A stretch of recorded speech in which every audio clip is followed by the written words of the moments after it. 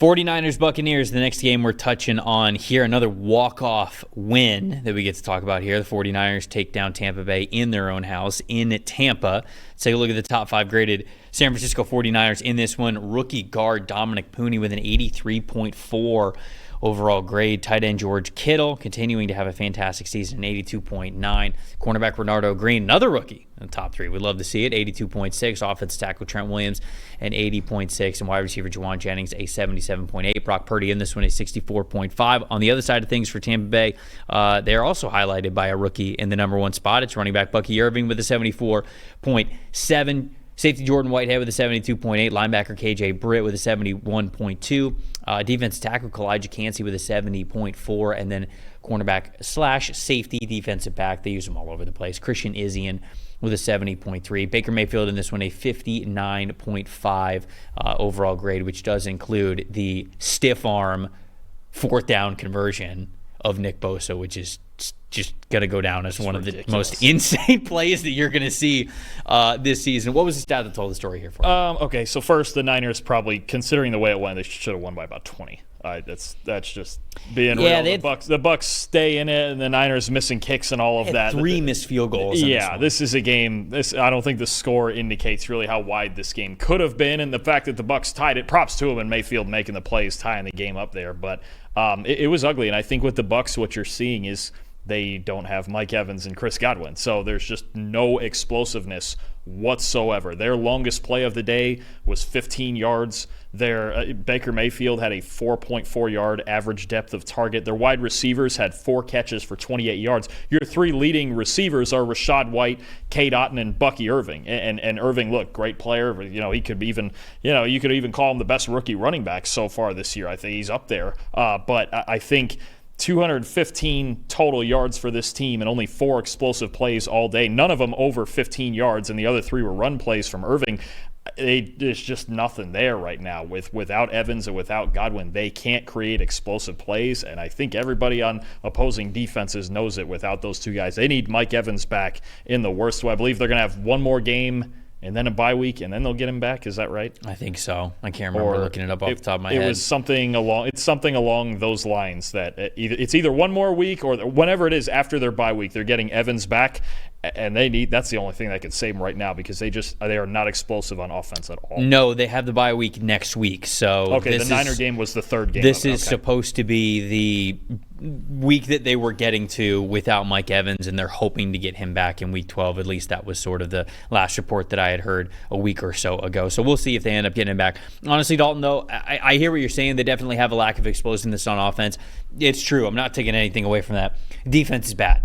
I mean, this defense is just really bad. It feels like when Todd Bowles' defenses go on these skids, it just feels just helplessly bad. And that's really what it was. That's really what it is for the Buccaneers. 428.7 yards per game allowed over the last 3 weeks. Going into this week, 32nd in the NFL. Dead last in the NFL over the last 3 weeks. The most yards given up of any team on average. And they give up 413 to the Niners. So it's not like that average is coming down that much at all. So they're probably still leading the NFL in yards per game allowed. It's just not good enough right now. I mean, whether it's the coverage or the linebackers or the defensive line, it's not cohesive at all whatsoever. They've had some injuries. Jamel Dean's been out of the lineup. Certainly not having Sebastian Dennis has been hurting them really throughout the first half of the season of when he got out.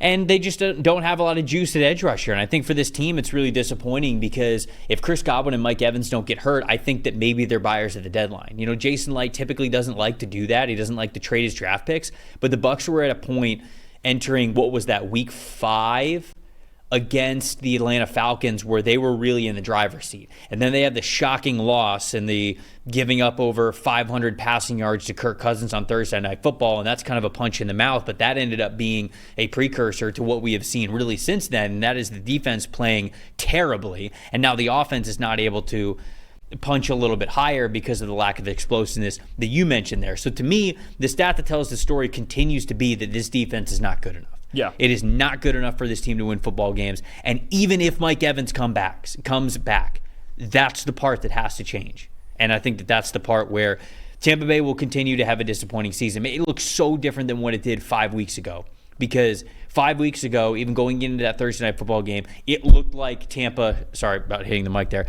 it looked like Tampa was sort of like in the driver's seat for the division. Now, they have one more win than the Carolina Panthers and the New Orleans Saints. One more win. We're sitting here talking about those teams as bottom of the barrel, and they got one more win than those teams. So until the defense gets better, nothing's going to change. Most impressive or most disappointing? I'll start with disappointing. You mentioned the Bucs in coverage, and I like that you used that first Falcons game as the cutoff point because since that game, they went into that game with the second best coverage grade in the league through 4 weeks.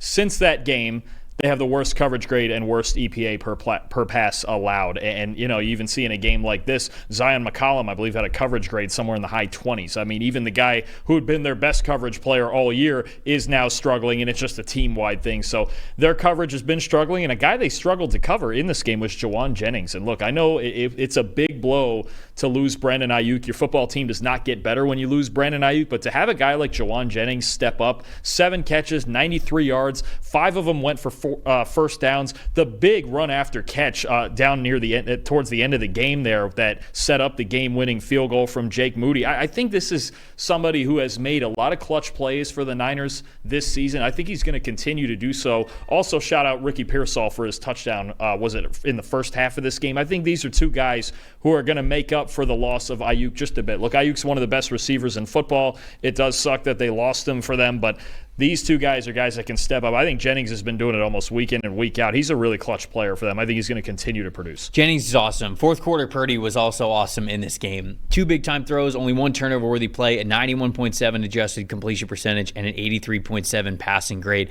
He had some money throws on some of those drives in the fourth quarter, which got them into field goal range and obviously kept them ahead on the scoreboard. And so Purdy did his part. He really did. He's very comfortable spreading the wealth, whether it's to the running backs out of the backfield, the tight ends, the wide receivers, no matter who it is. You start with Deebo Samuel and Brandon Ayuk, and now you're comfortable throwing it to Ricky Pearsall and Jauan Jennings. And I know Samuel's still in the lineup, but it just impressed me how comfortable he was. I mean, what was it? That touchdown to Kittle.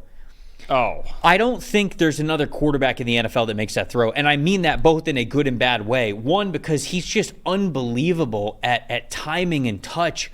But he also kind of has to be because I think he's probably got the weakest arm of any starting quarterback at the NFL level. So that ball leaves his hands, and I'm like, there's got to be 5 guys that are waiting to pick this pass off. And instead, it's a perfect, only George Kittle could get it, sideline of the end zone type of throw. And like that's the stuff that is so...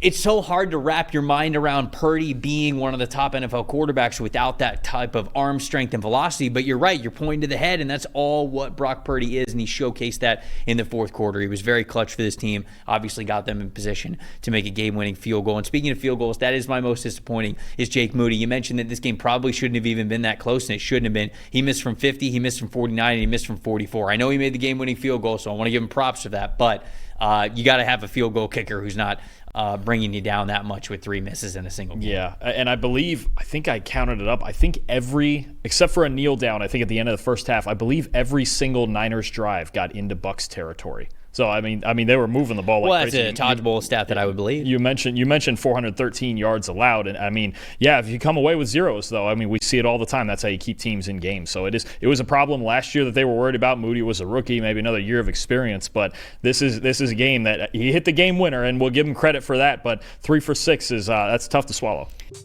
Thanks for watching, everybody. Make sure you like and subscribe the video. And if you don't have a PFF Plus subscription, you can get one to see all the premium stats that we talked about here on the show, plus the expert betting and fantasy advice over at subscribe.pff.com. The description is also right below, so if you are not a PFF Plus subscriber, you can come one today.